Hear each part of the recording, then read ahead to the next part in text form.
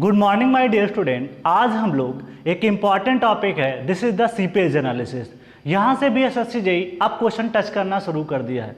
पहले कई साल का अगर हम एनालिसिस करें तो वहाँ पे सीपेज से क्वेश्चन नहीं आते थे और इस चैप्टर का जो वेटेज है ज़्यादातर आपको ऑब्जेक्टिव में मिलेगा, मेंस में इसके क्वेश्चन नहीं आते। एक्चुअली ये गेट का सिलेबस था, पहले गेट में इससे बड़े बड़े क्वेश्चन आते थे, लेकिन एसएससी जेईई में इससे छोटे छोटे क्वेश्चन आना शुरू हो गए हैं जो कि ऑब्जेक्टिव ही पूछे जाते हैं। इसका क्वेश्चन आपको सिर्फ कहाँ पे मिलेगा, सिर्फ आपको प्रीलिम्स एग्जाम में मिलेगा। मेंस में इसका क्वेश्चन आपके आने की बहुत ही कम प्रायोरिटी है, क्योंकि ये ज़्यादातर जो टॉपिक है ना गेट में भी पूछा जाता है, वो भी गेट के लिए इंपॉर्टेंट है। ईएससी की अगर बात करें इंजीनियरिंग सर्विसेज की तो वहाँ पे भी इसका मेंस में वेटेज थोड़ा कम है। गेट में बहुत प्रेफर करते हैं क्योंकि ये फील्ड पे एनालिसिस का टॉपिक होता है, इसलिए सीपेज को गेट में सबसे ज़्यादा पूछा जाता है। तो हम लोग डील करते हैं, इतना डील कर लें ताकि हमारे सारे ऑब्जेक्टिव क्वेश्चन निकल जाएं। चलिए सबसे पहले स्टार्ट करते हैं, what is the seepage. Seepage का मतलब क्या होता है, सीपेज होता क्या है। एक्चुअली सीपेज होता है कि जब कोई वाटर में, जैसे मान लें किसी सॉइल में जब water flow through higher head to lower head, मतलब कि ये कि सॉइल में जब वाटर फ्लो करता है, जब उसके पास हायर हेड होगा और लोअर हेड की तरफ वो क्या करेगा, फ्लो करेगा, this is called seepage. Water सीप करता है। अब सीपेज का सबसे बड़ी बात हमने एक बात आई थी कि सीपेज वेलोसिटी और डिस्चार्ज वेलोसिटी में क्या डिफरेंस होता है। देखिए सीपेज वेलोसिटी जो है, it is the velocity which is flow through interconnected wides. जो इंटरकनेक्टेड वाइड्स होते हैं उनके बीच में जो वाटर फ्लो करता है, this is called seepage velocity. तो यहाँ पे जो सॉइल के वाइड्स के बीच में पानी फ्लो करेगा तो उसको प्रेशर को बोलेंगे, this is called seepage. When water is flow through the soil mass from high head to low head. अब ये high head to low head का मतलब देखो, यहाँ पे पानी का लेवल अलग है, यहाँ पे पानी का लेवल अलग है, दोनों साइड में आप देख सकते हो। यहाँ पे हाई हेड होगा क्योंकि यहाँ पे पानी का लेवल ज़्यादा है, यहाँ पे पानी के पास एनर्जी ज़्यादा है, तो पानी कहाँ से फ्लो करना शुरू करेगा, हाई हेड।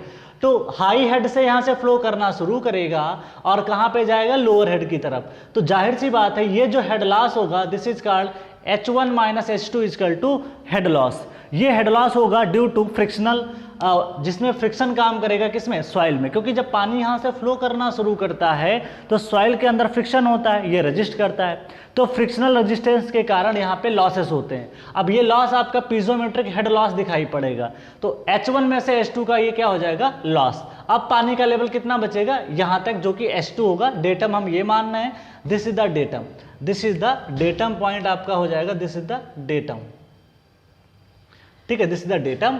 तो डेटम से हमने मान लिया H1, डेटू से मान लिया H2, और दोनों का जो डिफरेंस होगा, this is called piezometric head loss.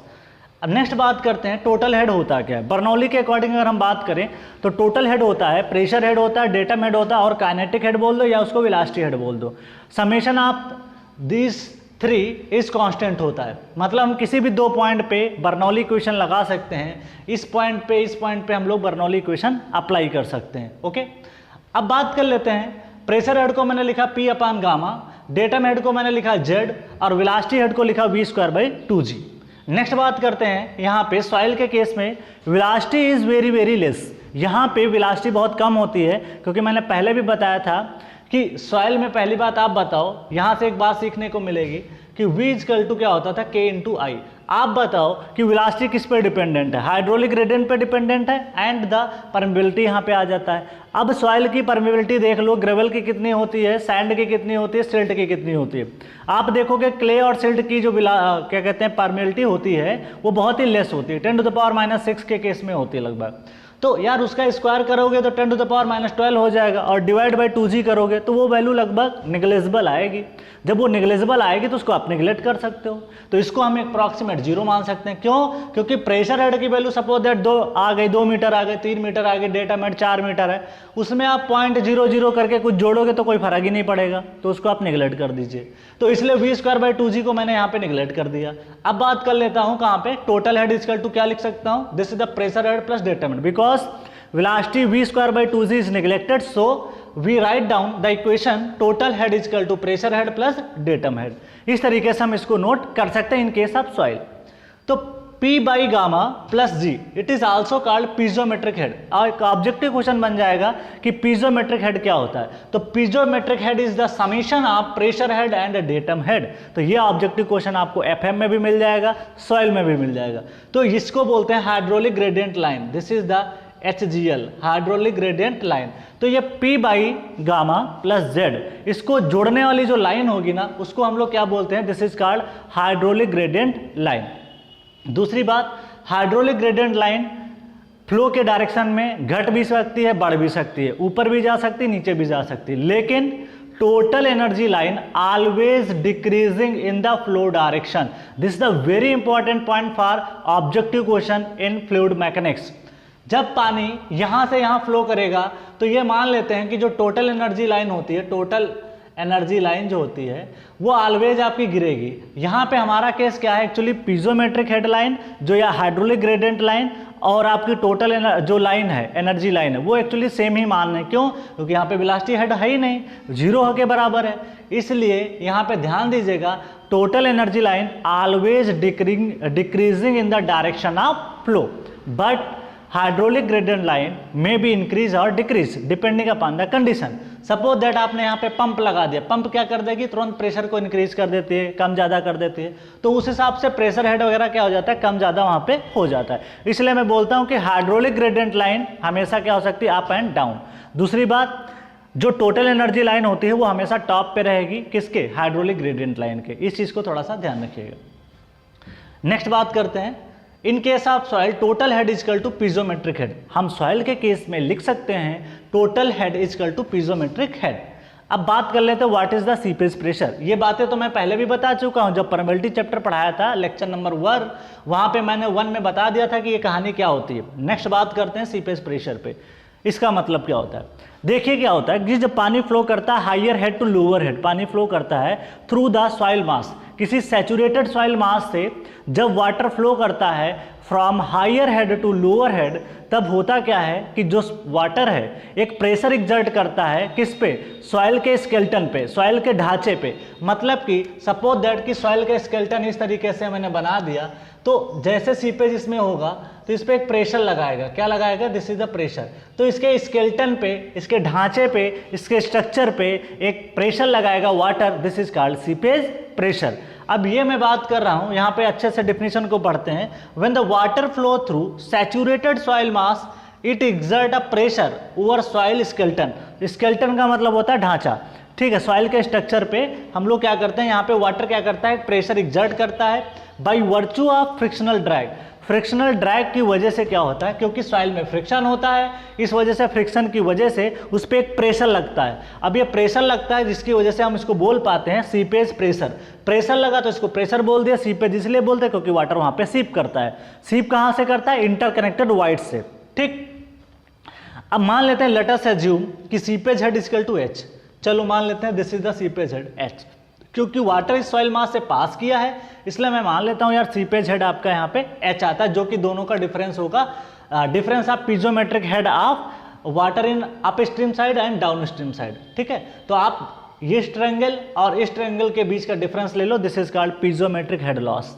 अब बात कर लेते हैं फ्रेंड्स यहाँ पे कि सीपेज प्रेशर मुझे लिखना है। आप एफएम में पढ़ के आए होंगे कि अगर मैं H को गामा W से मल्टीप्लाई कर दूं तो मुझे क्या पता चल जाएगा, सीपेज प्रेशर मिल जाएगा। जैसे वहाँ पे आप हाइड्रोस्टेटिक प्रेशर निकालते थे, वैसे यहाँ पे क्या है, सीपेज प्रेशर। तो मैं यहाँ पे क्या कर रहा हूँ, H को अगर मैं गामा W से मल्टीप्लाई कर दूं तो दिस इज द आपका आ जाएगा सीपेज प्रेशर। तो बहुत ही आसान हो गया, जैसे एफएम में पढ़ते थे वैसे यहाँ पे कहानी हो गई। नेक्स्ट, हाइड्रोलिक ग्रेडियंट की डिफिनेशन बता दो।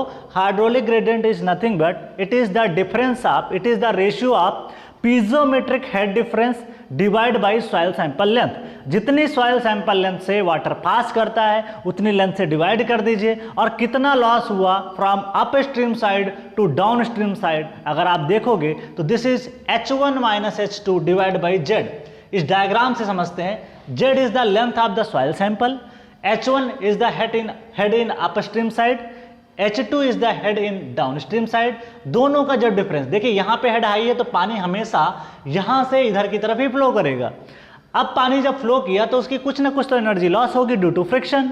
यहाँ पे बहुत सारा फ्रिक्शन है सॉइल में, तो इसकी वजह से अब क्या हुआ, इतना हेड लॉस हो गया। अब बचा कितना इसके पास, H2 बचा। तो H1 minus H2 is the head loss, या इसको पीजोमेट्रिक हेड लॉस भी बोल सकते हो या टोटल हेड लॉस भी इसको बोल सकते हो, क्योंकि डेटम मैंने यही मान लिया, इस हिसाब से इसका टोटल हेड बोलो पीजोमेट्रिक हेड बोलो, बात एक ही है। चलो आगे बात करते हैं। तो मैंने क्या किया, I is equal to H by Z लिख सकता हूं। इस I is equal to H1 minus H2 divide by Z, और H1 माइनस H2 को मैं लिख सकता हूं H divide by Z. Next बात कर लेते हैं, सीपेज प्रेशर को आपने क्या लिखा था, गामा W इंटू एच। अब मैं H की वैल्यू रिप्लेस करूंगा किससे, I is equal to H by Z. यहां से आप H उठा लीजिए, H इजकल टू क्या हो जाएगा, I इंटू जेड। कहां से, H is equal to I into Z multiply कर दीजिए। अब यहां से आप H ले लीजिए, H की वैल्यू इस इक्वेशन में पुट कर दीजिए। तो मैंने यहां पे लिखा PS, this is called seepage pressure. Small p यहां पे प्रेशर है, S का मतलब सीपेज है। तो PS is equal to H into gamma W। H को रिप्लेस किया I इंटू जेड से, कर सकते हो क्योंकि सारी इक्वेशन यहां से डेवलप कर रखी मैंने। फिर I into Z into gamma W, ये हो जाएगा आपका सीपेज प्रेशर जब वाटर फ्लो करेगा। ध्यान दीजिएगा, ये तभी वैलिड है जब वाटर आपका फ्लो करेगा, अपवर्ड भी हो सकता है डाउनवर्ड भी हो सकता है, बस आपका हाइड्रोलिक ग्रेडियंट का टर्म आना चाहिए। जब हाइड्रोलिक ग्रेडियंट का टर्म आएगा तभी आप उसको बोल पाओगे सीपेज। ठीक है, तो इस चीज का आपको ध्यान रखना है। तो I into Z into gamma W। अगर ये स्टेशनरी होता तो सिंपली आप लिख सकते थे क्या, जो भी यहाँ पे सिंपली होता वो आप आराम से I का टर्म ही नहीं आता, क्योंकि जब वाटर फ्लो ही नहीं करेगा तो कोई हेड लॉस ही नहीं होगा। जब कोई हेड लॉस ही नहीं होगा तो हाइड्रोलिक ग्रेडियंट ही नहीं आएगा। इसलिए ध्यान रखना है कि जब वाटर फ्लो करता है तभी जाके सीपेज प्रेशर वहां पे लगता है। ठीक, नेक्स्ट बात करते हैं। तो यहां से PS निकल गया। अब इस कहानी को लेकर मैं यहां पे पुटअप कर दिया। इसी कहानी को फर्दर मैं टेक केयर मतलब यहां पे आगे डिस्कस करने वाला हूं। This is the seepage pressure I Z into gamma W। Simply आप बता दो what is the seepage force. Seepage force क्या होता है, एक्चुअली सीपेज फोर्स वो होता है जितना प्रेशर है उसको अगर मैं एरिया से मल्टीप्लाई कर दूं सॉइल सैंपल के एरिया से अगर मैं मल्टीप्लाई कर दूं तो वहां पे मुझे मिल जाएगा क्या, सीपेज फोर्स। तो seepage force is equal to PS into A is equal to I Z into gamma W into A। I Z into gamma W क्या है, सीपेज प्रेशर है, एरिया से मल्टीप्लाई कर दिया, सीपेज फोर्स पता चल गया। तो this is called seepage force. Exam में क्वेश्चन आपको मिल जाएगा, ऑब्जेक्टिव क्वेश्चन। ठीक, अब बात कर लेते हैं स्पेसिफिक सीपेज फोर्स। ये भी बहुत इंपॉर्टेंट है, IES में इससे रिलेटेड भी क्वेश्चन पूछा गया है। तो स्पेसिफिक यहाँ पे इसलिए नाम दिया गया है क्योंकि स्पेसिफिक एक पर्टिकुलर चीज को ही नाम देते हैं। अब स्पेसिफिक क्यों बोला गया, स्पेसिफिक सीपेज फोर्स इसलिए बोला गया, seepage force per unit volume. Seepage force per unit volume मतलब कि इस सॉइल सैंपल का एरिया A है और जेड इसकी क्या है, लेंथ है। अगर A इंटू जेड हम कर देंगे तो हमारा यहाँ पे क्या हो जाएगा, वॉल्यूम मिल जाएगा। तो इसलिए स्पेसिफिक अगर आपको लगाना कि भाई इस आपको स्पेसिफिक फोर्स कितना इस सैंपल पे लग रहा है, तो आप सॉइल सैंपल के वॉल्यूम से डिवाइड कर दीजिए, क्योंकि अगर वॉल्यूम चेंज होगा तो जाहिर सी बात है उसका स्पेसिफिक फोर्स भी क्या हो जाएगा, चेंज हो जाएगा। इसीलिए यहाँ पे वॉल्यूम का टर्म लिया गया। अब सॉइल सैंपल का वॉल्यूम देख के बता दो, अगर इसका क्रॉस सेक्शनल एरिया अगर मैं कट करूं perpendicular area to the velocity of flow, या इसको क्रॉस सेक्शनल एरिया या नॉर्मल एरिया भी बोलते हैं, तो दिस एरिया इंटू जेड करोगे तो सॉइल सैंपल का वॉल्यूम मिल जाएगा। तो बस वॉल्यूम को आप डिवाइड कर दीजिए। तो यहाँ पे A into Z cancel out हो जाएगा, बचेगा क्या, I इंटू गामा W। मैंने लिख दिया specific seepage force is equal to I into gamma W। ये क्वेश्चन आपको IES में कहाँ पूछा गया है, IES में पूछा जा चुका है। ठीक है, इसलिए इंपॉर्टेंट है, कुछ नहीं, बहुत आराम से इसको कर सकते हो। यूनिट ध्यान दो, हाइड्रोलिक ग्रेडियंट की कोई भी यूनिट नहीं होती है। गामा W की यूनिट क्या हो जाएगी, किलो न्यूटन पर मीटर क्यूब। तो इस चीज का ध्यान रखिएगा, इसका यूनिट होगा किलो न्यूटन पर मीटर क्यूब। कल को पूछ लेगा तो पता होना चाहिए। I हाइड्रोलिक ग्रेडियंट है, gamma W is the unit weight of water. अब कुछ बहुत ही ज्यादा इंपॉर्टेंट बात आने वाली है। Seepage pressure always acts in the direction of force. अगर सपोज दैट कि मान लेते हैं कि यहाँ पे अगर आपका वाटर इस डायरेक्शन में फ्लो करेगा तो सीपेज प्रेशर भी इसी डायरेक्शन में आपका लगेगा। ओके तो this is a very important because क्योंकि जिस डायरेक्शन में पानी फ्लो करेगा और क्या करेगा, वो कहेगा पार्टिकल से चलो मेरे साथ ही मेरे डायरेक्शन में ही चलो, तो इसका मतलब है जिस डायरेक्शन में पानी फ्लो करेगा उसी डायरेक्शन में आपका सीपेज फोर्स भी लगेगा। तो यहाँ पे हम लिख सकते हैं, अब आप देख सकते हो जिस डायरेक्शन में नदी बहती है पार्टिकल उसी डायरेक्शन में तो जाते हैं, इसका मतलब है सीपेज फोर्स उस पर लगता है। अब बात कर लेते हैं seepage pressure always acts in the direction of flow, hence vertical effective stress में बी इंक्रीज और decrease depending upon the direction of flow. यहाँ पे एक बात इंपॉर्टेंट है कि जब भी सीपेज प्रेशर काम करता है जिसकी वजह से यहाँ पे डिपेंड करता है कि आपका अपवर्ड डायरेक्शन है, पानी का अपवर्ड डायरेक्शन फ्लो हो रहा है या डाउनवर्ड डायरेक्शन फ्लो हो रहा है सॉइल में, उस पर ये डिपेंड करता है। अपवर्ड फ्लो करेगा तब क्या होगा, डाउनवर्ड फ्लो करेगा तब क्या होगा। अब ये इफेक्टिव स्ट्रेस इंक्रीज होती डिक्रीज होती, इसके बारे में थोड़ा सा डिस्कस करते हैं। If flow is in downward direction, then effective stress is increases। अब आप प्रैक्टिकली भी देख सकते हो, मान लिया कि बरसात होती है, बरसात अगर होती है तो पानी क्या होता है, ज़्यादातर क्या होता है नीचे की तरफ ही जाता है, ठीक। इसका मतलब ये हो गया डाउनवर्ड फ्लो। लेकिन कल को पानी नीचे से ऊपर की तरफ जब आता है तो जिससे बोलते हैं अपवर्ड फ्लो। तो दोनों में डिफरेंस है, जब पानी डाउनवर्ड फ्लो करेगा तब सॉइल की जो इफेक्टिव स्ट्रेस है वो इंक्रीज करती है, लेकिन अगर वही पानी अपवर्ड फ्लो करे, कभी आप देखो जमीन से जब पानी ऊपर की तरफ निकलता है तो मिट्टी को कमजोर करता चलता है। जब मिट्टी को कमजोर करेगा इसका मतलब है कि उसकी इफेक्टिव स्ट्रेस क्या हो रही है, डिक्रीज हो रही है। तो ध्यान रखना यहाँ पे कि इफेक्टिव स्ट्रेस डिक्रीज होती है इन case of when the water flow upward direction. तो इस तरीके से इसको आप कर सकते हो, प्रैक्टिकली भी देख सकते हो ऐसा क्यों होता है। होता इसलिए है क्योंकि सॉइल का वेट देखो जब डाउनवर्ड फ्लो होता है, इसको अभी बताएंगे डायग्राम से, अभी अच्छे से डिस्कस करेंगे क्यों होता है, उसके बारे में डिस्कस करेंगे डायग्राम के थ्रू। पहले इसको बता देते हैं फिर आगे बढ़ते हैं। अगर आपका यहाँ पे डाउनवर्ड डायरेक्शन में होगा तो इफेक्टिव स्ट्रेस इंक्रीज कर जाएगी, flow in upward direction then effective stress क्या हो जाएगी, डिक्रीज। अब ये कैसे होती है उसको देखते हैं।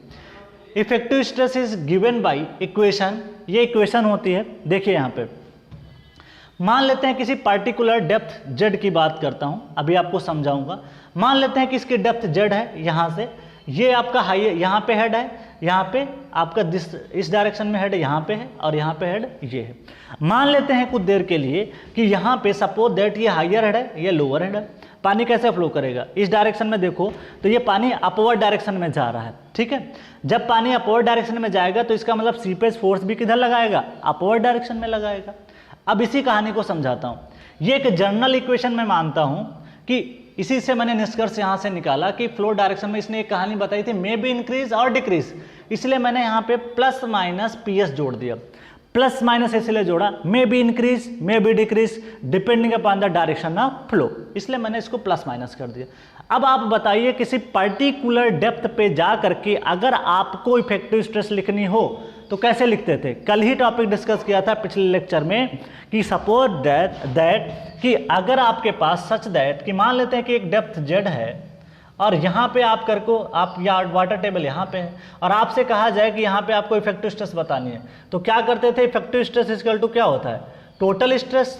तो total stress minus pore water pressure, total stress आ जाएगा गामा सैट इनटू जेड और पोर वाटर आएगा minus gamma W into Z. Z gamma ले लीजिए तो हो जाएगा gamma sat minus gamma W, इसको मैं लिख सकता हूँ गामा डैश। तो गामा डैश इंटू जेड आ जाएगा इफेक्टिव स्ट्रेस जब वाटर टेबल कहाँ हो, यहाँ पे हो। तो पार्टिकुलर डेप्थ जेड पे अगर मुझे लिखना हो इफेक्टिव स्ट्रेस तो ये आ जाएगा गामा डब्ल्यू इंटू जेड। ये तब के लिए था जब पानी फ्लो नहीं कर रहा था, जब वाटर यहाँ पे स्टेशनरी था। लेकिन अब यहां पे हम मान रहे हैं कि वाटर सिप कर रहा है, वाटर फ्लो कर रहा है या तो अपवर्ड डायरेक्शन में या तो डाउनवर्ड डायरेक्शन में। तो यहां पे हम देख लेते हैं अगर इसने फ्लो इसका डाउनवर्ड होगा, क्योंकि डाउनवर्ड हो रहा है तो इसलिए हम लोग प्लस करेंगे क्योंकि इफेक्टिव स्ट्रेस को हमको क्या कराना है, इंक्रीज कराना है। और दूसरी बात, अगर flow is in upward direction then the effective stress is decrease करने के लिए क्या कर दो, सीपेज प्रेशर को माइनस कर दो। अब ये कैसे होता है इसको थोड़ा समझते हैं। अब देखो दोनों फ्लो को मैं दिखाया हूं, डाउनवर्ड फ्लो कैसे होगा, देखो यहां हाई हेड है, यहां लो हेड है। पानी जब फ्लो करेगा तो हमेशा higher head to lower head जाएगा, तो देखिए फ्रेंड्स, यहाँ पे पानी इंटर करेगा यहाँ से, और यहाँ से पास करते करते इधर से निकलते हुए यहाँ तक आ जाएगा। इसके बीच में हेड लॉस हुआ H का, मान लेते हैं। जहाँ पे दो ट्रायंगल आपको दिखें छोटे छोटे, इनका डिफरेंस ही हमेशा क्या होगा, हेड लॉस होगा। दूसरी बात, आपको सॉइल सैंपल का जो लेंथ है फ्रेंड्स, वो है आपकी सॉइल सैंपल की लेंथ यहाँ पे H, बिकॉज कि जितना लेंथ से आपका पानी पास करेगा वही हमेशा हाइड्रोलिक ग्रेडियंट की डिफिनीशन में आता है। क्या बताया था, पीजोमेट्रिक head loss divide by soil sample length. तो यहाँ पे H बाई डिवाइड बाई क्या हो जाएगा, कैपिटल H, क्योंकि सॉइल सैंपल की लेंथ यहाँ पे कितनी है, कैपिटल H, इसलिए मैंने लिख दिया दिस। अब देखो यहाँ पे फ्रेंड्स होगा क्या, अब कैसे माइनस करते हैं, क्यों प्लस करते हैं।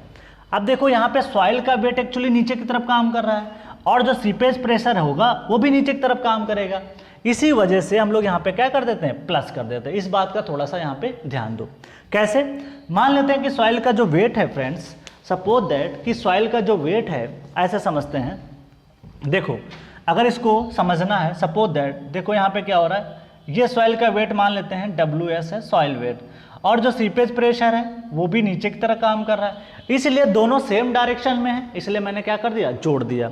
लेकिन अगर मैं बताऊं यहाँ पे अपवर्ड फ्लो कंडीशन में, सपोज दैट ये पार्टिकल एक मान रहा हूँ, तो आप बताओ सॉइल का वेट कहाँ काम करेगा, नीचे की तरफ।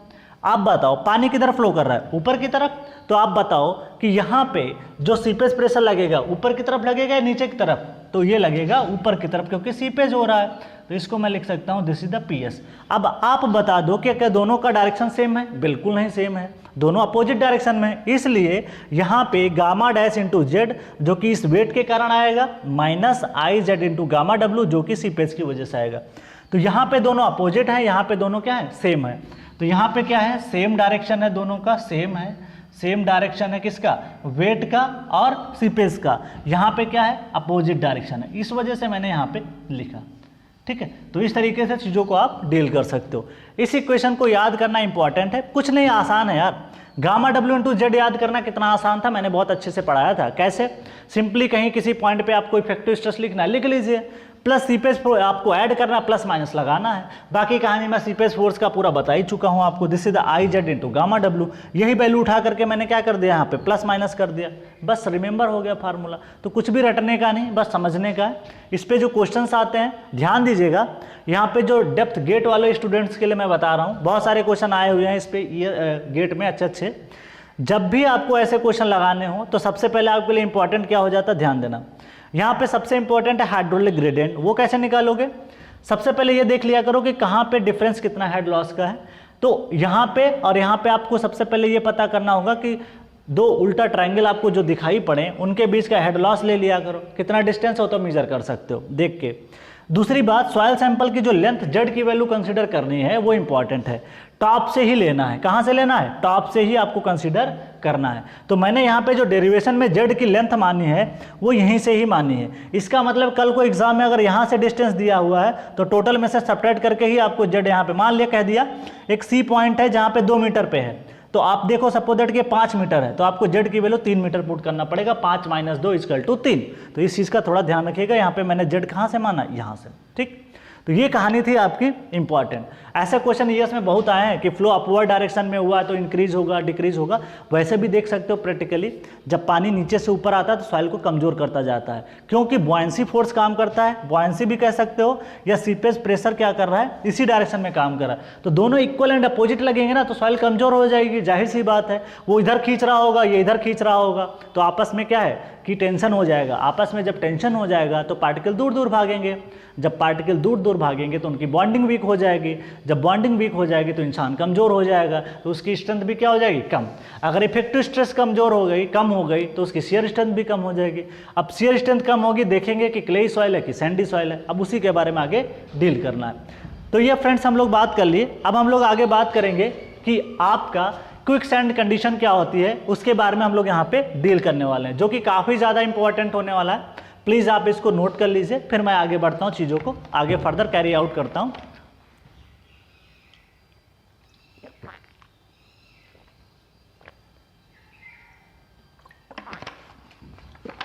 अब हम लोग यहाँ पे चीज़ों को फर्दर कैरी आउट करेंगे, जो कि आपका सबसे इंपॉर्टेंट क्वेश्चन ये आने वाला है कि what is a quick sand condition. बहुत ही ज़्यादा important, most important.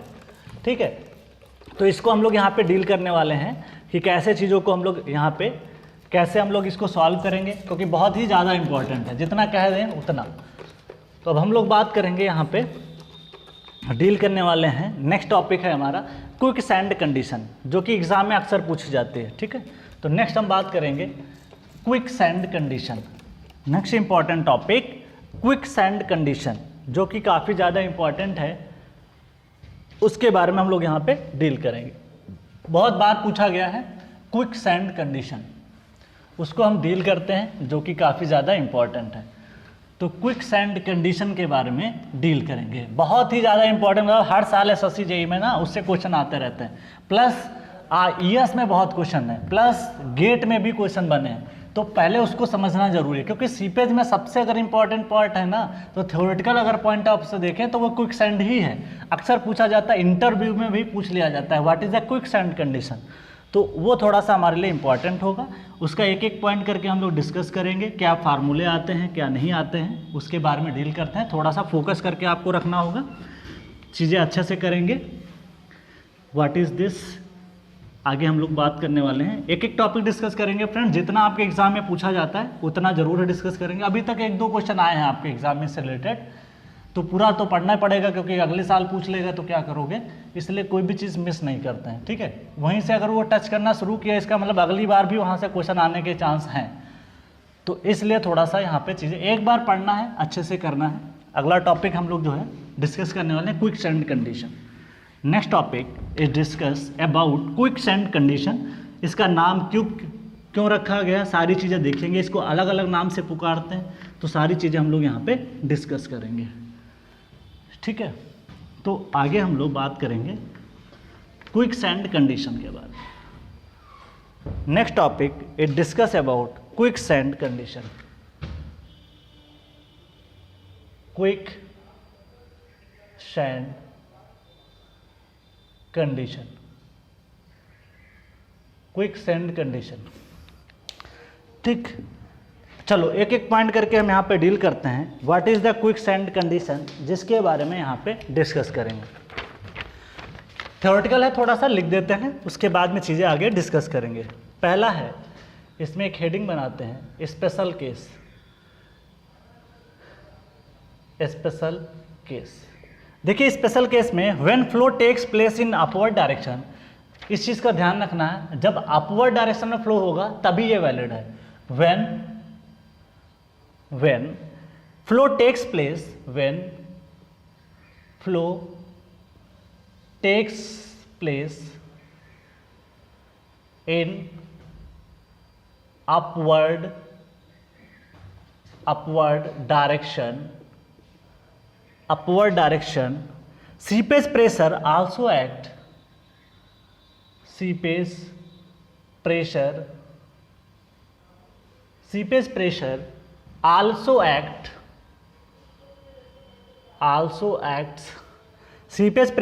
also acts, seepage pressure also acts in upward direction,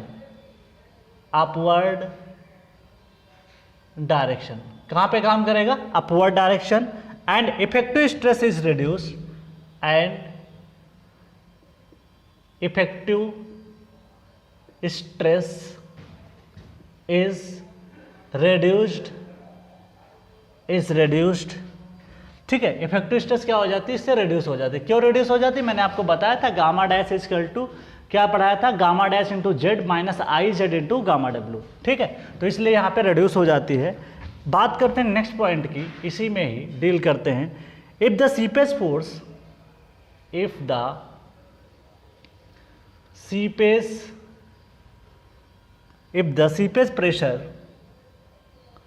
seepage pressure equal to submerge weight, बहुत इंपॉर्टेंट लाइन है, इससे ऑब्जेक्टिव बनता है। Seepage pressure is equal to submerge weight of soil mass, ये बहुत बार पूछा गया है। सबमर्ज वेट बोल दो, या इसे बॉयंट वेट भी बोलते हैं। ठीक है, तो कई बार बॉयंट वेट भी इसको बोलते हैं, तो ब्रैकेट में मैं लिख देता हूँ, this is the buoyant weight, इसको बोलते हैं बॉयंट वेट। ओके, तो यहाँ पे ध्यान दीजिएगा, seepage pressure is equal to submerge weight of soil mass और बुआयंट वेट। एग्जाम में आपको ऐसे मिलेगा, सीधे लैंग्वेज बना के देगा, कह देगा, कई बार नाम बदलेगा, कह देगा कि seepage pressure is equal to, यहाँ पे सैचुरेटेड वेट कर देगा या ड्राई वेट कर देगा, कई सारे ऑप्शन बनाएगा। तो ध्यान देना है कि यहाँ पे seepage pressure is equal to submerge weight of soil mass and buoyant weight, क्योंकि यहाँ पे वो अपवर्ड डायरेक्शन में फ्लो हो रहा है। अब बॉयंसी भी आप ध्यान दीजिए अपवर्ड डायरेक्शन में हमेशा काम करती है। अगर किसी बॉडी को आप सबमर्ज करते हो पानी के अंदर, तो जो बॉयंसी फोर्स लगता है वो हमेशा कहाँ लगता है, ऊपर की तरफ, इसलिए इसको क्या बोल देते हैं, बॉयंट। एग्जाम्पल के थ्रू समझे, suppose that this is the, ये है बॉयंट फोर्स, एफ बी बात करते हैं, और this is the soil weight, this is the W S. तो आप देख सकते हो कि बॉयंट फोर्स यहाँ पे क्या हो जाएगा कि अपवर्ड डायरेक्शन में इसका लगता है। अब बात कर लेते हैं नेक्स्ट, अगर हम बात करें देन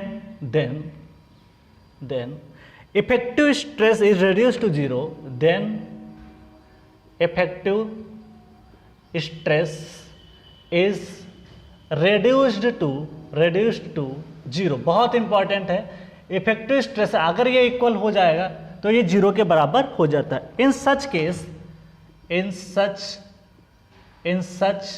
अ केस कोहेशनलेस सॉइल, बहुत इंपॉर्टेंट अंडरलाइन, कोहेशनलेस सॉइल जैसे सैंड हो जाती है, cohesionless soil gravel, soil mass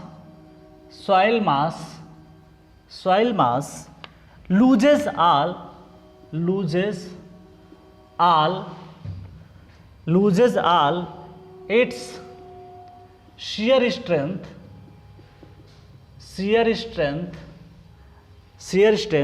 and have a tendency, बहुत इंपॉर्टेंट लाइन है, soil mass has loses all shear strength and have a tendency to flow along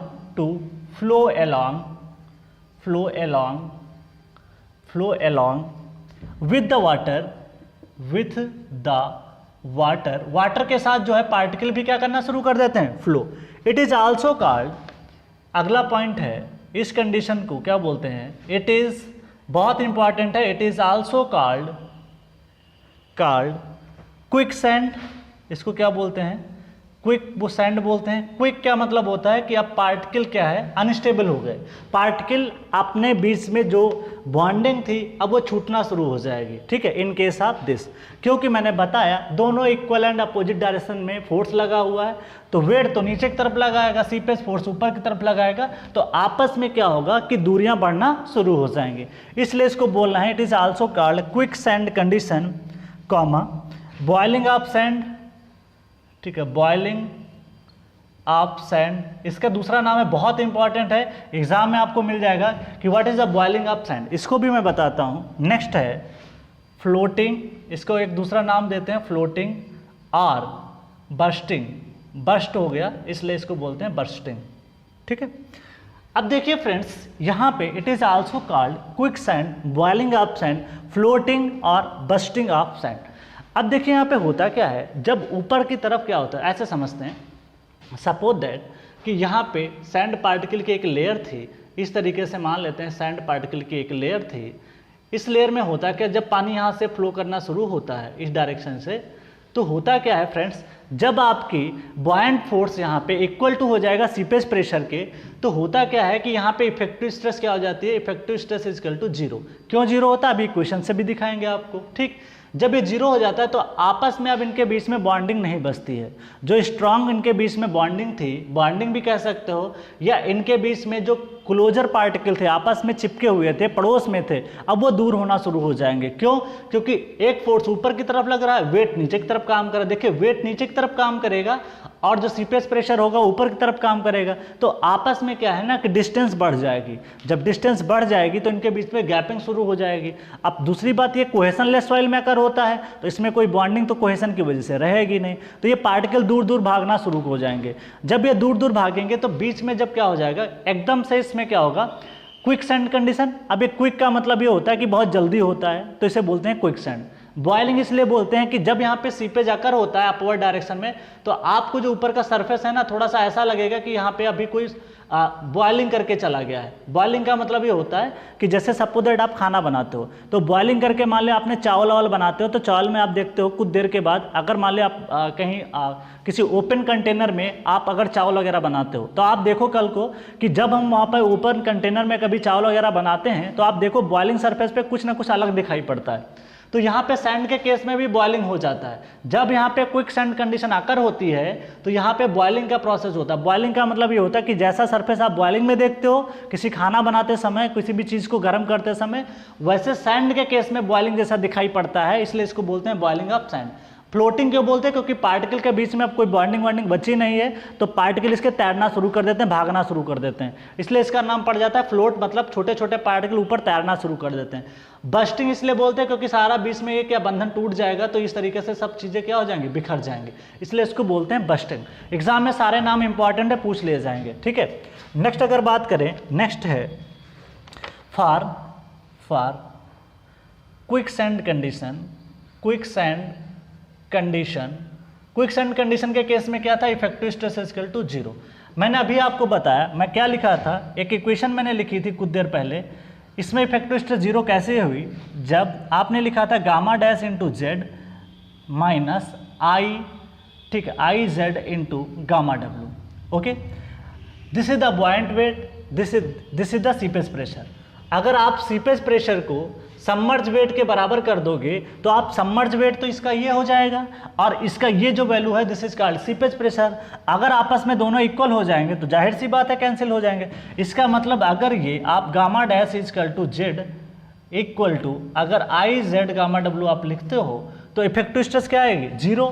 तो यहाँ पे आप अगर लिखते हो क्या कि this is the I Z into gamma W minus I Z into gamma W, तो ये क्या हो जाएंगे, 0। तो इफेक्टिव स्ट्रेस क्या होगा यहाँ पे, 0। ये मैंने प्रूफ कर दिया कहाँ से, जब ये तभी होगा जब seepage pressure equal to submerge weight of soil mass, क्योंकि ये दोनों एक दूसरे से अपोजिट डायरेक्शन में है, तो ये कभी ना कभी तो एक ऐसी इक्विलिब्रियम कंडीशन आएगी जब ये दोनों आपस में क्या हो जाएंगे, इक्वल हो जाएंगे। तो ये इस तरीके से देख सकते हो। लेकिन यही चीज़ अगर मान ले दोनों नीचे ही काम कर रहे होते हैं, मान ले बॉयंसी फोर्स, मान ले जो सीपेज प्रेशर है PS कह सकते हो, और जो वेट है नीचे की तरह काम करते हैं, तो ये कभी भी 0 नहीं हो सकते, ये कभी भी 0 नहीं होंगे, क्योंकि दोनों का डायरेक्शन सेम है, तो ये आपस में ऑलवेज प्लस में रहेंगे, और ये हमेशा ऑलवेज किस में रह रहते हैं, निगेटिव, क्योंकि इसमें अपवर्ड फ्लो है। तो यहाँ पे एक चीज़ ध्यान रखिएगा, quick sand condition equal to 0 होगा, because upward flow condition, upward अगर नहीं होगा तो ये वैलिड नहीं होगा, upward direction, upward flow direction, upward flow, इस चीज़ को ध्यान रखिएगा, ठीक है। अब बात कर लेते हैं, बहुत ज़्यादा इंपॉर्टेंट ये टॉपिक है, इसको और अच्छे से डिस्कशन करते हैं। अब यहाँ पे आप बताओ कि अगर मैं इस कंडीशन को दो तरीके से, एक तो इफेक्टिव स्ट्रेस 0 हो गया, ये प्रूफ कर दिया, दूसरा इस कंडीशन को लेके आगे चलता हूँ, ठीक है। यहाँ से सारे क्वेश्चन आपके निकलेंगे, तो ये मैं यहाँ पे चीज़ों को डेराइव करता हूँ, ठीक है। तो अगर मैं बात करूँ यहाँ पे इफेक्टिव स्ट्रेस को 0 करूँगा, इफेक्टिव स्ट्रेस को अगर मैं 0 करूँगा, अगर मैं इस इक्वेशन को 0 कर दूंगा, तो ये आएगा gamma dash into Z minus I Z into gamma W. यहाँ पे मैं चीज़ों को लिख रहा हूँ, this is the all this thing, I Z into gamma W is equal to 0। तो इसको gamma dash into Z is equal to I Z into gamma W, Z से जेड कैंसिल हो जाएगा, ओके। अब आप बताओ गामा सबमर्ज का फार्मूला क्या पढ़े थे, gamma submerge is equal to G minus 1 upon 1 plus E into gamma W. ये बेसिक चैप्टर का है, जो कि मैंने गामा सबमर्ज बताया था। गामा सबमर्ज क्या बताया था, gamma sat minus gamma W. अब आप यहाँ पे पुटअप कर सकते हो क्या, this is the gamma dash की जगह पे आप पुटअप करिए इसकी value, gamma dash is equal to क्या लिखोगे, G minus 1 divide by 1 plus E, this is the gamma W is equal to I into gamma W. ये कैंसिल आउट हो जाएगा, तो आई इजकल टू निकल के आएगा G minus 1 divide by 1 plus E, ये लिख सकते हो।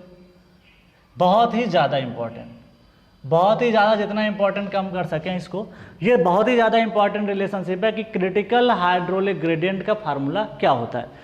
तो this is the G minus 1 upon 1 plus E. अब फ्रेंड्स इसको एक और टर्म में लिख सकते हैं, अगर आपको पता हो रिलेशन E इजकल टू हम लोग क्या पढ़ते हैं n/1 - n, इसको यहाँ पे पुटअप करते हैं तो I is equal to G-1 divide by 1 plus E की वैल्यू लिखूंगा 1 n/1 - n, तो दिस इज द G-1 यहाँ पे जब आप लिखोगे तो ये टर्म आएगा this is the 1 - n plus n, और ये टर्म ऊपर चला जाएगा 1 - n। देखिए n से n कैंसिल, फार्मूला आ जाएगा G-1 ब्रैकेट में 1 - n। तो कल को अगर आपको दो तरीके से क्वेश्चन पूछ सकता है, बहुत बार पूछा ES ने 10 बार क्वेश्चन पूछ रखा, गेट में भी 4-5 बार आया, SSC JEE में भी आया। यही फार्मूला याद होना चाहिए कि स्पेसिफिक ग्रेविटी एग्जाम में आपको दे देगा, कई बार आपको वाइड रेशियो देगा और कई बार पोरोसिटी देगा।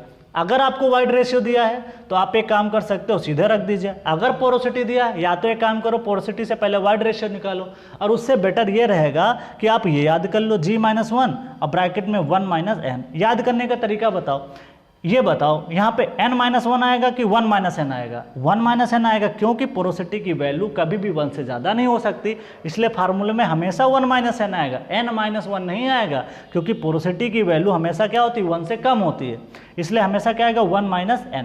क्योंकि अगर गलती से भी इसको 1 से ज़्यादा कर दिया तो ये टर्म तो निगेटिव आ जाएगा, और हाइड्रोलिक ग्रेडियंट कभी भी निगेटिव नहीं होता है। ठीक, तो इस तरीके से आप चीज़ों को लिख सकते हो। तो यहाँ पे हम लिखते हैं नेक्स्ट फार्मूला बना करके, इसको बोल देते हैं क्रिटिकल हाइड्रोलिक ग्रेडियंट। तो इसको एक तरीके से और लिख सकते हो IC, इसको बोलते हैं critical hydraulic gradient G-1/1 + E। तो ये सॉइल की प्रॉपर्टी होती है, मतलब रजिस्टिंग वैल्यू होती है, तो इसको भी मैंने क्रिटिकल, तो IC को मैं यहाँ पे लिख देता हूँ where IC is critical hydraulic gradient, critical hydraulic gradient. ठीक है, इसको क्या बोल पाओगे? Critical hydraulic gradient. This is very important, exam में पूछ लेगा कि क्रिटिकल हाइड्रोलिक ग्रेडियंट का फार्मूला क्या होता है, तो बस एक G-1/1 प्लस याद करना कितना आसान, जैसे गामा सबमर्ज याद करते हो, यहाँ पे G-1/1 + E, और यहाँ पे गामा W बस हटा दीजिए, जैसे सबमर्ज याद रखते हो वैसे ये भी याद कर सकते हो, तो कुछ भी टफ नहीं है। अगर भूल भी जाते हो तो एक दिमाग में बैठा लो कि यार डेरिवेशन करते समय क्या आया था, वहाँ पे बॉयंट फोर्स को हमने बैलेंस किया था किससे? सीपेज फोर्स से, बस याद आ जाएगा। बॉयंसी जैसे ही आएगा याद आ जाएगा, जब मैंने पढ़ाया था कि जब कोई soil saturated as well as submerge रहती थी तो उसके केस में मैंने आपको कुछ चीज़ें बताई थी। ठीक है, तो इस तरीके से आप चीज़ों को कर सकते हो। अब हम नेक्स्ट बात करने वाले हैं, इसी से रिलेटेड कुछ पॉइंट हैं जिनको हम लोग डिस्कस करेंगे। तो नेक्स्ट हम बात करेंगे इसी से रिलेटेड कुछ पॉइंट्स, बहुत ज़्यादा इंपॉर्टेंट है फ्रेंड्स, इसलिए इसको अच्छे से डिस्कस करना है। इससे जितने देखिए इसके ऑब्जेक्टिव क्वेश्चन बहुत बनते हैं, इंटरव्यू में बहुत पूछा जाता है कि व्हाट इज़ दिस कंडीशन, तो आप बढ़िया इसको बता सकते हो कि व्हेन द, सबसे स्पेशल केस इसमें एक बात बताई कि अपवर्ड फ्लो होना चाहिए, जब तक अपवर्ड नहीं होगा तब तक ये वैलिड नहीं होगा, क्योंकि तभी तो आपकी स्ट्रेसेस क्या हो जाएंगी? जीरो हो जाएंगी। इसलिए ध्यान रखिएगा कि यहाँ पे अपवर्ड फ्लो के केस में ही चीज़ें वैलिड होंगी। ठीक है, तो इस तरीके से चीज़ों को आप कर सकते हो, डाउनवर्ड में नहीं होगा ऐसा पॉसिबल। तो इस चीज़ का एग्जाम में एकदम ध्यान रखना, क्योंकि अपवर्ड फ्लो में ही इफेक्टिव स्ट्रेस जीरो होगी, क्योंकि दोनों का सीपेज फोर्स और सॉइल का जो सबमर्ज वेट है दोनों हमेशा क्या होंगे? अपोजिट डायरेक्शन में होंगे, इस वजह से इसको हम लोग बोल पाते हैं। कुछ और पॉइंट है इसी से रिलेटेड जो कि एग्जाम में पूछे गए हैं, सबके बारे में यहाँ पे हम लोग डिस्कस करेंगे अच्छे से, ताकि हमारा ऑब्जेक्टिव क्वेश्चन आसानी से क्या हो जाए? सॉल्व हो जाए। ठीक है, नेक्स्ट बात करने वाले हैं, नेक्स्ट थिंग कि कैसे चीज़ों को यहाँ पे सॉल्व करें। अब हम बात करेंगे इसी से कुछ आगे रिलेटेड बातें हैं जिसको एग्जाम में वो पूछ लेता है। तो ये फार्मूला फ्रेंड्स बहुत इंपॉर्टेंट और याद करना आसान है। गामा सबमर्ज याद रहता है ना, बस गामा W से डिवाइड करिए, G-1 अपान में 1 + E, और दूसरा G-1 ब्रैकेट में 1 - n। कल को पोरोसिटी देगा तब भी निकाल ले जाओगे। ठीक, तो इस फार्मूले से मैं चलता हूँ, IC = G-1 अपान 1 + E, और या IC = बोल सकते हो G-1 ब्रैकेट या 1 - n। G पता है स्पेसिफिक ग्रेविटी होता है, G is specific gravity of soil solid. ठीक है, E क्या था? वाइड रेशियो, ये तो पता है आपको, वाइड रेशियो। N क्या है? पोरोसिटी है, तो ये सारी चीज़ें आपको पता होनी चाहिए। ठीक, अब बात कर लेते हैं यहाँ पे in quick sand condition, in quick sand condition, in quick sand condition upward movement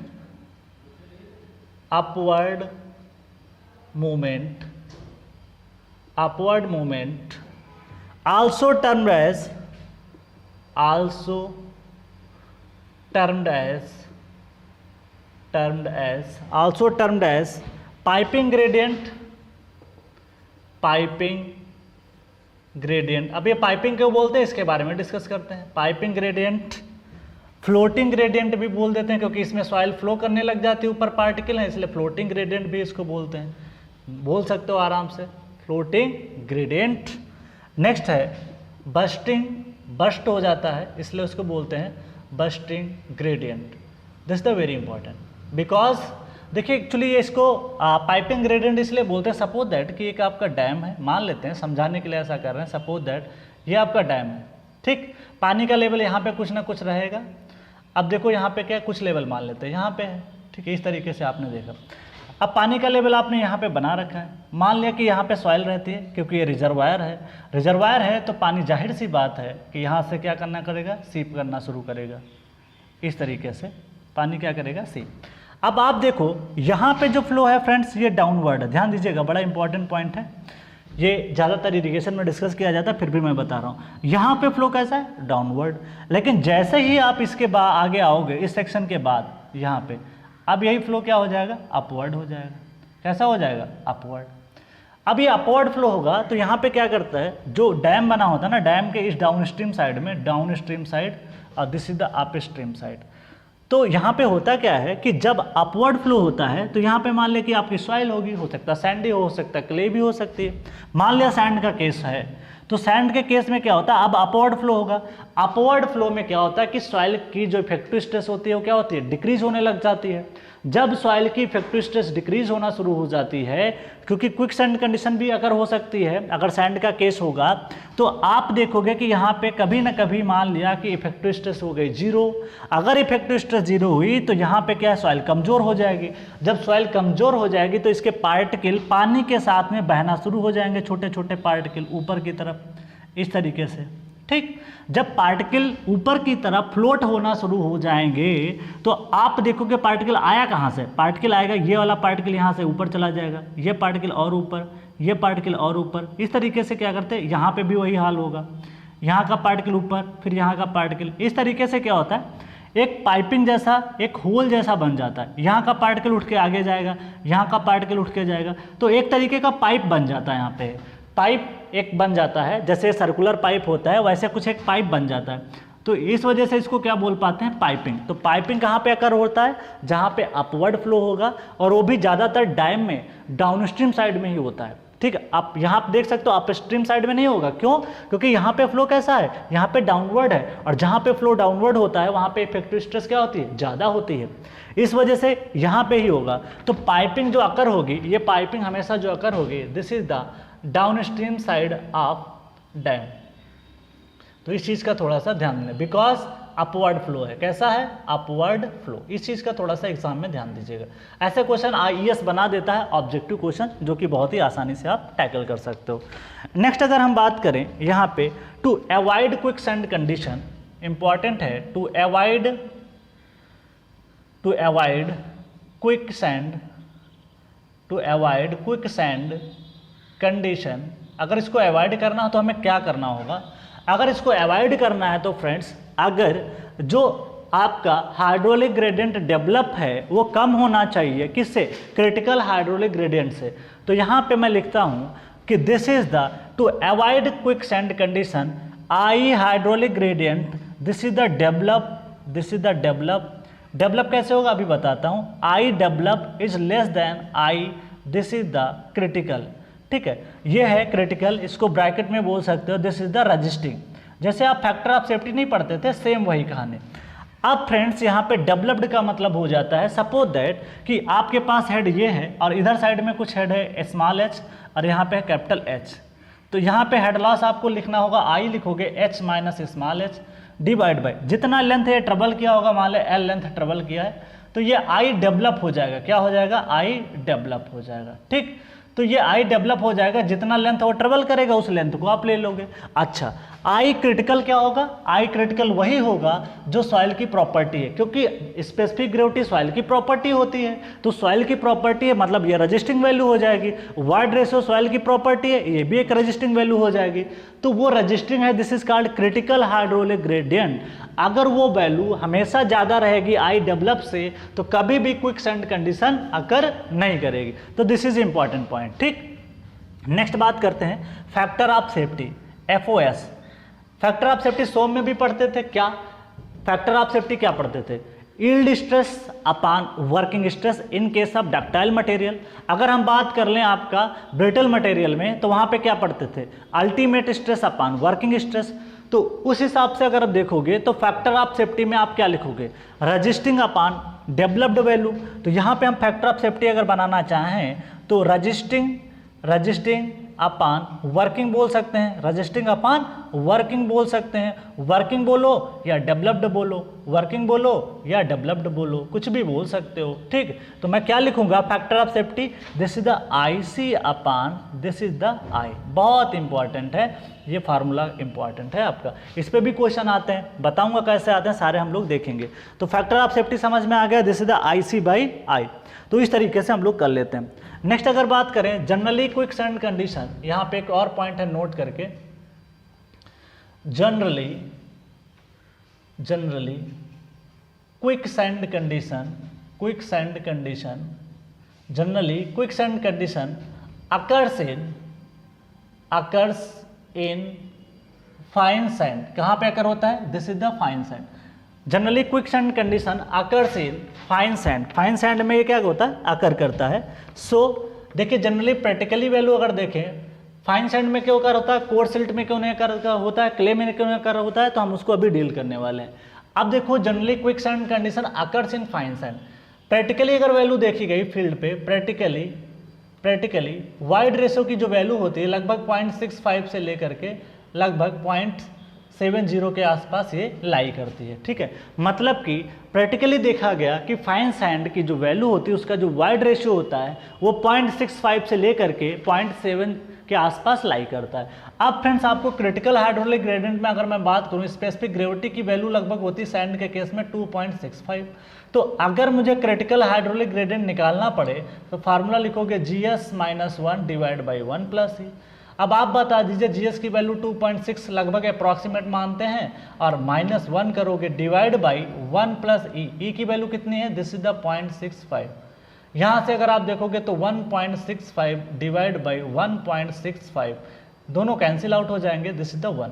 इसका मतलब ये हुआ, बहुत बार ऑब्जेक्टिव क्वेश्चन आपको मिलेगा कि बताओ क्विक सैंड कंडीशन में आपका क्रिटिकल हाइड्रोलिक ग्रेडियंट की वैल्यू नियरली कितनी होती है? तो नियरली किसके बराबर होती है? 1 के बराबर होती है, या इसको आप बोल सकते हो नियरली यूनिटी के बराबर होती है। किसके बराबर होती है? यूनिटी के बराबर। यूनिटी का मतलब 1 के बराबर होती है। तो ऐसे क्वेश्चन आपको गेट IAS सब कहीं पे मिल जाएंगे SSC JEE में, तो इसको थोड़ा सा याद रखना जरूरी है।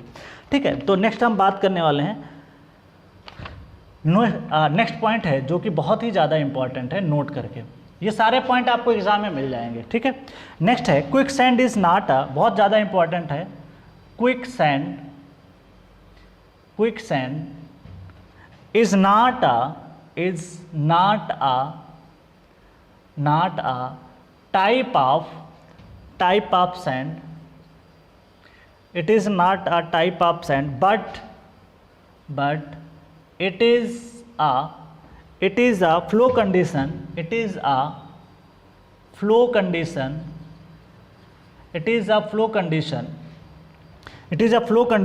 in cohesionless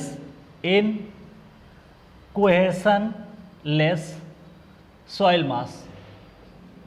कहाँ पे होता है? इन cohesionless soil mass में ये अकर होता है। तो ध्यान रखिएगा, दिस इज वेरी इंपॉर्टेंट। तो कोहेशनलेस सॉइल में ये क्या होता है? अकर होता है। बिकॉज कोहेशनलेस सॉइल मास, आगे अभी बात करने वाले हैं कोहेशनलेस सॉइल मास। ठीक है, when effective stress is reduces to 0, when effective stress effective stress reduces to 0 when effective stress is reduces to 0 के आसपास पहुंच जाती है, ठीक 0 due to upward flow condition, due to upward flow condition. This is a very important. Exam में आपको कैसे question मिलेगा फ्रेंड्स, बोलेगा एसएससी ने भी कई बार पूछ रखा है, quick sand is a type of sand बोल देगा, बट वो quick sand condition not a type of sand. कभी पढ़ा आपने, कभी अभी तक सॉइल मैंने पढ़ाया तो वहाँ पे आपको डेंस सैंड बताता था या लूज सैंड बताता था, ये सब कोहेसन की बात होती थी, भाई ये ब्लैक कॉटन सॉइल है, ये ऐसी है, कभी नहीं बताया कि इस टाइप की अलग से कोई सॉइल होती है। तो इट इज़, ये नाम क्यों पड़ा, क्योंकि ये एक स्पेशल केस था। क्यों था? क्योंकि अपवर्ड फ्लो हो रहा था, वहाँ पे इफेक्टिव स्ट्रेस 0 हो रही थी, इस वजह से वहाँ पे क्विक सैंड कंडीशन डेवलप होती है। तो इसलिए quick sand is not a type of sand but it is a flow condition. ध्यान दीजिएगा, दिस इज वेरी इंपॉर्टेंट, क्योंकि इसका फ्लो अपवर्ड था, इस वजह से ये आकर हुई थी, इस वजह से इसको एक बोल देते हैं, it is a flow condition not a type of sand. बहुत ही ज्यादा इंपॉर्टेंट है, जितना फोकस कर सको उतना इस पे करो, ठीक। आपको एग्जाम में क्वेश्चन मिल जाएगा आसानी से। तो due to upward flow condition, due to upward flow condition, ठीक है। नेक्स्ट पॉइंट है बहुत important, this is the quicksand condition. Quicksand generally occurs, quicksand condition is generally occurs in a fine sand, underline कर लेना, exam में आपको सीधा question मिलेगा, in a fine sand, ठीक है, एंड कोर्स सिल्ट, ध्यान दीजिएगा, फाइन सिल्ट नहीं है, एग्जाम में कंफ्यूज मत होइएगा। कोर्स सिल्ट का मतलब पार्टिकल, जो सिल्ट का वो बड़ा बड़ा पार्टिकल है, course silt, and is not occur,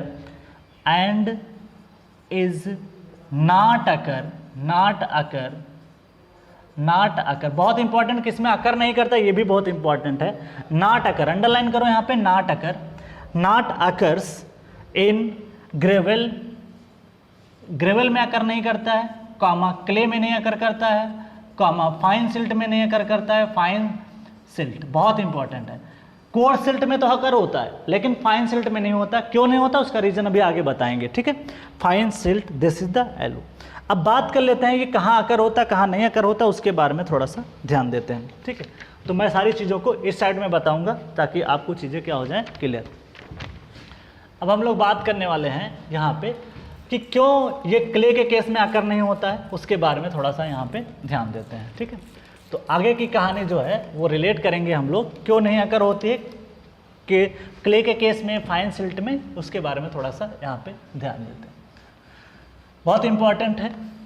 देखिए एग्जाम में यही फंसाता है, एग्जाम में लैंग्वेज में यही बोल देगा कि यार इसमें ये अकर होती, इसमें ये अकर नहीं होती। क्यों नहीं होती, उसका रीज़न थोड़ा सा सीखते हैं, ठीक है। बहुत ही प्रैक्टिकल वैल्यू है, आपने पहले से पूरी सॉइल कवर कर रखी है, जो भी लेक्चर्स हैं सबकी बातें वही सारी बातें बार बार आने वाली हैं, ठीक है। अब वही क्लासेस अगर आपने नहीं पढ़ी होंगी तो थोड़ा सा दिक्कत आपको हो सकता है, लेकिन फिर भी मैं बता दूंगा आपको, तो आप चीज़ों को अच्छा कर सकते हो। अब देखिए फ्रेंड्स, यहाँ पे क्या बोला है कि आपको इसी स्टेटमेंट के बारे में मुझे एक्सप्लेनेशन करना है। अब इस एक्सप्लेन करने के लिए सबसे पहले इन चीज़ों में मुझे सबसे पहले मैं समझाना चाहता हूँ कि ये क्ले और फाइन सिल्ट में अकर नहीं करती है, लेकिन कोर्स सैल्ट और फाइन सैंड में अकर करती है। अब इसको देखते हैं थोड़ा सा कैसे। एक साइड में मैं लिखूंगा दिस इज द सैंड का केस है, सैंड का, सैंड बोल दो या इसको कोहेसन लेस बोल दो, कोहेसन लेस बोल दो, ठीक है। और इस साइड में मैं कर रहा हूँ this is the clay, fine silt, clay, fine silt, ठीक है। सैंड हो गया, क्ले, फाइन सिल्ट, इसको बोल सकते हो कोहेसिव सॉइल, ओके। चलो अब इस पे आ जाते हैं। सैंड के केस में आपने क्या पढ़ा अभी, सैंड के केस में अगर हम देखें, दोनों को डिवाइड करके देखें, इस तरीके से हम इनको एक्सप्लेन करने वाले हैं, ठीक। अब देखो सैंड का केस है, आप बता दो कि सैंड के केस में अभी हमने क्या देखा था कि क्विक सैंड कंडीशन में, for quick sand condition. Sand में अगर होता है इसलिए नाम होता है क्विक कंडीशन, इसलिए और कोई नाम नहीं। क्विक सैंड कंडीशन में इफेक्टिव स्ट्रेस क्या थी भाई? 0। चलो इफेक्टिव स्ट्रेस 0, यहाँ पे भी इफेक्टिव स्ट्रेस 0 कर देते हैं, मान लेते हैं कि यहाँ क्यों नहीं अगर होती 0। चल अब बात कर लेते हैं फ्रेंड्स, आपको यहाँ पे एक खास बात है जो कि इंपॉर्टेंट है, अभी आपने पढ़ा नहीं है। According to Mohr equation, Mohr circle equation दिया था, उन्होंने बताया था tau is equal to C dash, effective के टर्म में डैश यूज करते हैं, या इसको ऐसे ही मान लेते हैं, अभी इसको बार लिखते हैं, into sigma into tan phi. ये इक्वेशन आएगी, मैं आगे बताऊंगा जब शियर स्ट्रेंथ पढ़ाऊंगा तो वहाँ पे ये बताऊंगा कि tau is equal to C plus sigma bar into tan phi. अब ये क्या होता है, सी है cohesion, effective cohesion, sigma bar है इफेक्टिव स्ट्रेस, tan फाई है आपका effective cohesion angle, this is the internal friction angle, this is called phi. अब फ्रेंड्स यहाँ पे अगर मैं इस वैल्यू को 0 रखूंगा तो आप बताइए, अब ये कोहेसन लेस सॉइल है, तो कोहेसन लेस सॉइल में आप सी डैश भी क्या लिखोगे? 0 लिखोगे। तो यहाँ पे 0 plus 0 into tan phi dash, this is the tau. तो टाउ की वैल्यू यहाँ पे क्या आ गई? 0। मतलब कि ये in case of cohesionless soil और सैंड, इसमें अगर क्विक सैंड कंडीशन अकर होती है तो आप देख सकते हो कि यहाँ पे all shear strength will be 0, all shear strength will be 0। ये क्या हो गई? 0 हो गई। जब ये सारी शियर स्ट्रेंथ 0 हो गई, अब सॉइल के बीच में कोई भी कोहेशन भी नहीं है क्योंकि ये सैंड था। अब इधर आते हैं, क्ले का केस है, तो यहाँ पे C is equal to does not equal to 0। क्यों 0 नहीं होगा? क्योंकि यहाँ पे फाइन सिल्ट है और क्ले है, और क्ले में क्या होता है? कोहेशन होता है। फाइन सिल्ट में भी पाया जाएगा लेकिन कोर्स सिल्ट में ज़्यादा पाया नहीं जाता, तो उसको निगलेक्ट करके 0 मान लेते हैं।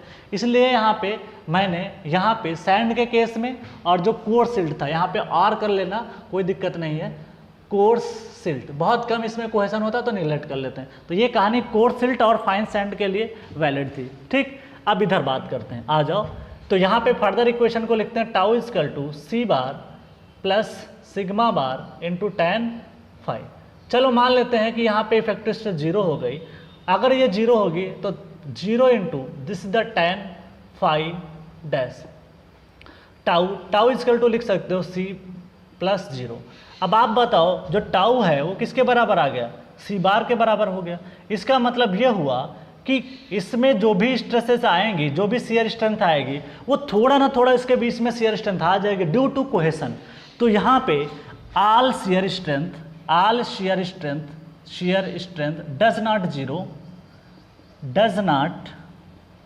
Does not 0 because of cohesion. ठीक है, तो कोहेशन के कारण देखो पार्टिकल आपस में चिपके रहेंगे, अब पार्टिकल दूर दूर छोड़ नहीं पाएंगे आपस में, तो इसलिए क्विक सैंड कंडीशन क्ले और फाइन सिल्ट में अकर नहीं हो पाती है। तो यही बात मैंने यहाँ पे बताई थी कि दिस इज, अब एक बात यहाँ पे और समझना है, quick sand condition is generally occur in fine sand and course silt and is not occurs in gravel, clay and fine silt. Clay का तो मैंने बता दिया, फाइन सिल्ट का भी बता दिया, अब ग्रेवल रह रहा है तो ग्रेवल के बारे में थोड़ा सा बताते हैं। ग्रेवल में एक्चुअली क्या होता है, देखिए ग्रेवल में क्या है कि परमिबिलिटी बहुत हाई होती है, ग्रेवल में परमिबिलिटी बहुत हाई होती है। अब हम लोग अगर बात करें ग्रेवल में परमिबिलिटी अगर बहुत ज़्यादा हाई होती है तो ये कंडीशन आपकी फील्ड पे वैलिड नहीं होती है, क्योंकि फील्ड पे हर जगह सॉइल में कोई ज़रूरी नहीं कि परमिबिलिटी आपकी हाई हो। तो इस चीज़ को समझने के लिए एक पॉइंट मेंशन करता हूँ जो कि काफ़ी ज़्यादा इंपॉर्टेंट है, वो ये है, इसको मैं यहाँ पे एक चीज़ और लिख देता हूँ, यहाँ पे इसको बोलते हैं इनहेरेंट कोहेशन। तो यहाँ पे इसको जो कोहेशन लिखा है इसको ब्रैकेट में लिख देना इनहेरेंट। इनहेरेंट का मतलब होता है निजी, इनहेरेंट कोहेशन निजी प्रॉपर्टी होती है कोहेशन की, इसको बोलते हैं इनहेरेंट कोहेशन। नेक्स्ट अगर हम बात करें, नोट करके मैं पॉइंट मेंशन कर रहा हूँ, ये चैप्टर काफ़ी ज़्यादा इंपॉर्टेंट, प्लीज़ इस लेक्चर को बहुत अच्छे से देखना। In gravel and coarse sand, in gravel यहाँ पे एक बात और लिखना था, फाइन सैंड अकर किया, फाइन सिल्ट था, and this is the coarse sand, this is the coarse sand, बहुत ज़्यादा इंपॉर्टेंट है कोर्स सैंड, इनमें सब में नहीं अकर करता। अब in gravel and coarse sand, in gravel and coarse sand which are highly which are highly permeable, बहुत ज़्यादा हाईली परमेबल होते हैं, soil, permeable soil, comma, high discharge is develop, high discharge is obtain, high discharge, जब permeability ज़्यादा होगी तो जाहिर सी बात है, आपने पढ़ रखा है Q इक्वल टू के आई ए, अगर इस परमेबिलिटी की वैल्यू बढ़ा दोगे तो Q भी क्या हो जाएगा, बढ़ जाएगा। तो high discharge is required, high discharge is required, ठीक है, high discharge is required to obtain critical hydraulic gradient, to obtain critical hydraulic gradient,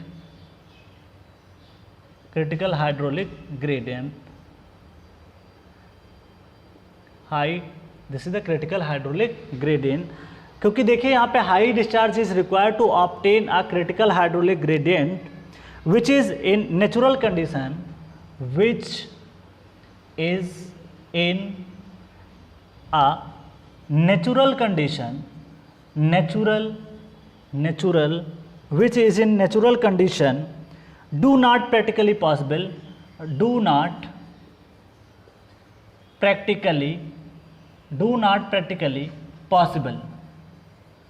practically possible नहीं हो पाता है, ठीक है, do not practically possible except in case of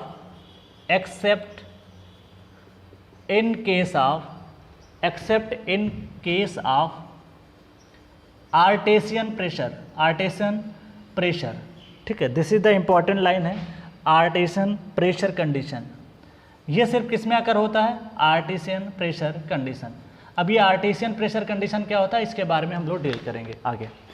तो यहाँ पे ग्रेवल में और कोर्ट सैंड में इसलिए नहीं आकर होता है क्योंकि यहाँ पे परमेबिलिटी बहुत हाई परमेबल सॉइल होती है, so high discharge is required to obtain critical hydraulic gradient. तो यहाँ पे हाई डिस्चार्ज वैल्यू चाहिए होगी to obtain a critical hydraulic gradient. तो ऐसा नेचुरली पॉसिबल नहीं होता है, natural do not practically possible except in case of artesian pressure. अभी आर्टेशियन प्रेशर क्या होता है उसके बारे में थोड़ा सा बताते हैं, ठीक है। आर्टेशियन प्रेशर की अगर बात करें तो उसके बारे में थोड़ा सा यहाँ पे चीज़ों को देखते हैं कि क्या होता है, उसके बारे में थोड़ा सा यहाँ पे हम चीज़ों को डील करेंगे। तो एग्जाम में आपको क्वेश्चन आ जाएगा कि बताओ क्ले में आकर होता है, नहीं आकर होता है क्विकसैंड कंडीशन, क्या बताओ यहाँ पे फाइन सिल्ट में होता है, नहीं होता है, क्या ग्रेवल में होता है, नहीं होता है, होता किस में है, फाइन सैंड में होता है और आपका कोर्स सिल्ट में होता है। तो एक दूसरे के पड़ोसी हैं, फाइन सिल्ट देखिए यहाँ पे जब क्लासिफिकेशन मैंने जब पढ़ा था तो वहाँ पे आपको क्या बताया था, जैसे ही फाइन सैंड खत्म होती है तुरंत स्टार्ट हो जाता है क्या, सिल्ट, क्योंकि क्लासिफिकेशन में साइज के अकॉर्डिंग अगर बात करें तो बस याद रखना आपको क्या है कि ending of the fine sand and starting of the silt, ये दो पार्टिकल ही वहाँ पे वैलिड होंगे, किसके केस में, यहाँ पे क्विक सैंड कंडीशन में। तो इस चीज़ को थोड़ा सा आपको याद रखना होगा, ऑब्जेक्टिव क्वेश्चन बना देगा और आप इस चीज़ से वहाँ पे चीज़ों को अगर अच्छे से डील नहीं किए होगे तो फिर आपको दिक्कत आएगी। तो सारी कहानी मैंने बता दी, किस में डेवलप हो रही है, किस में नहीं हो रही है, तो ये चीज़ आपको थोड़ा सा ध्यान रखना। क्योंकि देखिए होता क्या है कि जब परमेबिलिटी हाई हो जाएगी तो क्या होता है कि पानी बहुत आसानी से पास कर जाएगा वहाँ से, तो कोई भी फ्रिक्शनल रेजिस्टेंस डेवलप ही नहीं होगा, इसलिए यहाँ पे थोड़ा सा इंपॉर्टेंट हो जाता है। तो आप देखोगे कि जिसकी परमेबिलिटी हाई होगी उसमें क्विक सैंड कंडीशन आकर ही नहीं होगी। तो ग्रेवल में वैसे भी उसका पार्टिकल का वेट काफ़ी हाई होता है, इसलिए ग्रेवल में तो और नहीं आकर होगा, इसलिए इंपॉर्टेंट हो जाता है। क्योंकि प्रैक्टिकली देखिए हाइड्रोलिक ग्रेडियंट डेवलप होना जरूरी है, तो इसलिए आपका चीज़ें क्या हो जाती हैं, इंपॉर्टेंट हो जाती हैं। तो जब तक हाइड्रोलिक ग्रेडियंट डेवलप ही नहीं होगा, जब तक आई डेवलप, यहाँ पे एक बात मैंने बताई थी कि जो आई की वैल्यू होती है, आई मैंने क्या बताया था, I is equal to this is the I g-1/1 + e, ये वैल्यू जब तक डेवलप ही नहीं होगी तब तक क्विक सैंड कंडीशन ही नहीं कर होगी। और ये डेवलप कब होती है, ये डेवलप तब होगी जब वहाँ पे आपको आई को एक और वैल्यू मैं लिखता हूँ h/L, हेड लॉस जितना ज़्यादा होगा तभी जाके आकर होगा। अब हेड लॉस किस में ज़्यादा आकर होता है, हेड लॉस आपको फाइन सैंड में मिल जाएगा, आपको कोर्स सिल्ट में मिल जाएगा। दूसरी बात, अगर आप ग्रेवल की बात करोगे तो वहाँ पे हेड लॉस बहुत कम आएगा, इसलिए ये जब तक डेवलप ही नहीं होगा आई, क्योंकि ग्रेवल के केस में पानी तो आसानी से पास करेगा ना, उसमें कोई फ्रिक्शनल रेजिस्टेंस ज़्यादा रहता नहीं है, तो ग्रेवल के केस में ये हेड लॉस बहुत कम आएगा। जब ये वैल्यू एच की कम आएगी तो ये आई भी कम हो जाएगा। जब इस आई की वैल्यू कम हो जाएगी तो आप जाहिर सी बात है कि वहाँ पे क्विक सैंड कंडीशन अकर नहीं करेगी, क्योंकि हाइड्रोलिक ग्रेडियंट की वजह से भी क्विक सैंड कंडीशन अकर करती है। तो इस तरीके से आप इस चीज़ों को ध्यान रख सकते हो, ठीक है। तो दिस इज द क्रिटिकल और दिस इज द डेवलप। अगर ये ज़्यादा नहीं हुआ इससे तब तक डेवलप ही नहीं होगा। तो आपका डेवलप्ड जब ज़्यादा होगा तभी क्विक सैंड कंडीशन आकर होती है। तो यहाँ पे एक बात मैंने लिखा था कि discharge is required to obtain the critical hydraulic gradient, ठीक है। ये क्रिटिकल एक्चुअली यहाँ पे to obtain the critical hydraulic gradient क्या है कि आपको इतना डिस्चार्ज चाहिए ताकि यहाँ पे क्रिटिकल हाइड्रोलिक ग्रेडियंट क्या हो जाए, डेवलप हो जाए। ये डेवलप तभी होगा जब हेड लॉस आपका ज़्यादा होगा। नेक्स्ट अगर हम बात करें यहाँ पे आर्टेशियन प्रेशर के बारे में अभी बताएंगे आपको। नेक्स्ट है, आगे बात करते हैं क्विक सैंड कंडीशन आकर कहाँ करती है उसके बारे में। Quick sand condition practically field की बात करने जा रहा हूँ। क्विक सैंड कंडीशन आकर्स, अभी आर्टेशियन प्रेशर के बारे में बता देंगे। क्विक सैंड कंडीशन आकर्स ये जनरली कहाँ करके होती है, जहाँ पे आर्टेशियन प्रेशर होता है, आर्टेशियन प्रेशर, ठीक है, आर्टेशियन प्रेशर होता है वहाँ पे, ओके। नेक्स्ट अगर बात करें एक्सकेवेटेड, जहाँ पे एक्सकेवेशन खुदाई चलती है, जहाँ पे फाउंडेशन वगैरह बनता है, excavation below the ground water level, below water table के बिलो अगर आपने एक्सकेवेशन किया वहाँ पे क्विक सैंड कंडीशन अकर कर सकती है। अब इसको अवॉइड कैसे किया जाए, सारी चीज़ें हम लोग देखते हैं कैसे इसको हटा सकते हैं। पहला है लोअरिंग सराउंडिंग वाटर टेबल, पहला पॉइंट है अवॉइड करने का, लोअरिंग सराउंडिंग, क्या करो पानी को वहाँ से पंप कर लो। तो lowering surrounding water table by pumping, pump use कर लीजिए, पानी वहाँ से निकाल लीजिए जहाँ तक आपने फाउंडेशन किया, ठीक है, पंपिंग। दूसरा मैं पॉइंट लिख रहा हूँ, this is the introduction of seat pile, introduction of seat pile. अब ये सीट पाइल क्या होता है इसको बताते हैं अभी। Sheet pile to lengthen the length बढ़ा दिया, लेंथन द फ्लो पाथ, ठीक है, दिस द फ्लो पाथ। ये इंपॉर्टेंट हो जाता है। देखिए पानी के पास एनर्जी होती है। एक बात यहाँ पे और समझा देते हैं, आर्टेशियन प्रेशर क्या होता है। सपोज दैट कि आपके पास कई लेयर्स हैं, मान लिया इस तरीके से लेयर है, suppose that this the layer, ठीक है। मान लेते हैं कि भाई यहाँ पे चलो ग्रेवल है, इस तरीके हो सकता है कहीं सैंड हो, कहीं कुछ हो, इस तरीके से मान लेते हैं। मान लिया आर्टेशियन प्रेशर यहाँ पे डेवलप है, तो होता क्या है कि सपोज आर्टेशियन प्रेशर का मतलब होता है कि यहाँ पे एक एक्सेस प्रेशर डेवलप हो जाता है, किसी भी लेयर में हो सकता है। सपोज दैट मैंने पीजोमीटर यहाँ पे लगाया, मान लिया वाटर टेबल आपका यहाँ पे था, लेकिन आर्टेशियन प्रेशर की वजह से सपोज दैट आपने यहाँ पे पीजोमीटर लगा दिया, तो ड्यू टू आर्टेशियन प्रेशर की वजह से एक अलग से प्रेशर, एक्सेस प्रेशर लगता है जो कि पानी को यहाँ पे राइज करा देता है, तो इसे बोलते हैं आर्टेशियन प्रेशर। तो इसके बारे में हम लोग यहाँ पे आगे टॉपिक आएगा तो उसके बारे में डील करेंगे। तो एक एक्सेस प्रेशर होता है। तो यहाँ पे क्या होता है कि दो लेयरें क्या होती है, यहाँ मान ले कोई दूसरी नीचे लेयर होगी, यहाँ पे बहुत सारा पानी है, तो वो एक्सेस प्रेशर यहाँ पे डेवलप हो जाता है, तो उसे बोलते हैं आर्टेशियन प्रेशर। कई बार आपने देखा होगा ना, due to artesian pressure naturally ground से पानी निकलना शुरू हो जाता है। वो तब होता है जब आर्टेशियन प्रेशर काम करना शुरू हो जाता है। पहले के ज़माने में, आज के 30-40 साल 50 साल पहले आर्टेशियन प्रेशर जब डेवलप होता था तो पानी नेचुरली निकलता था, लेकिन आज के समय में वाटर टेबल बहुत गिर चुका है, इसलिए नेचुरली पानी कहीं पे नहीं निकलता है, बहुत कम जगह बची हैं, तो इसे बोलते थे आर्टेशियन प्रेशर, ठीक है। तो आर्टेशियन प्रेशर का मतलब होता है चारों ओर से प्रेशर डेवलप होता था और पानी कहाँ होता था, बाहर की तरफ निकलता था, ओके। तो this is the artesian pressure, okay.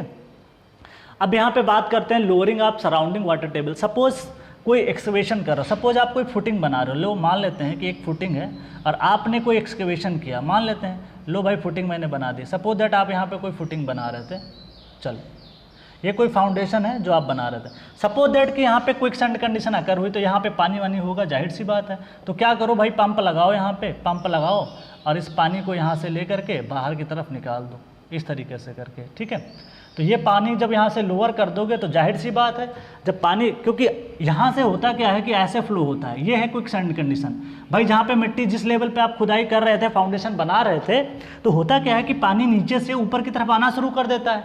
अब यहाँ पे जो वर्कर बैठा होगा वो काम सही से नहीं कर पाएगा, फाउंडेशन सही से नहीं बना पाओगे। तो जरूरी है इस पानी को पंप के माध्यम से, दिस इज द पंप के माध्यम से आप क्या करो, पानी को बाहर निकालो। ठीक है, तो पानी आप बाहर आसानी से निकाल सकते हो।